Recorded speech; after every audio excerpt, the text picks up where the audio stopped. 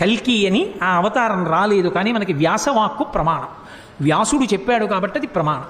10వ అవతారమైనటువంటి కల్కి అవతారము ఎప్పుడు వస్తుందో వ్యాస భగవానుడే చెప్పాడు. అసలు ఎక్కడ స్వాహాకారము వషట్కారము ఇవి రెండు వినపడవు. అంటే ఇక యజ్ఞము యాగము అనేటటువంటి క్రతువులు ఉండవు. గోవులు విశేషంగా వధింపబడి గోమాంసం తినడం లోకంలో ప్రారంభమైపోతుంది. వివాహ వ్యవస్థ నిలబడదు. తల్లిదండ్రుల్ని చూసే బిడ్డలు ఉండరు. భర్తని గౌరవించే భార్య, భార్యని చూసే భర్త లోకంలో ఉండరు. పురుషుల యొక్క ఆయుర్దాయం 18 సంవత్సరములకే పూర్తయిపోతుంది. స్త్రీలు కేశపాశములను విరబోసుకుని తిరగడమే లోకంలో పెద్ద విశేషమైనటిదిగా అయిపోయి జట వేసుకునేటటువంటి సాంప్రదాయం విచ్ఛిన్నమైపోతుంది.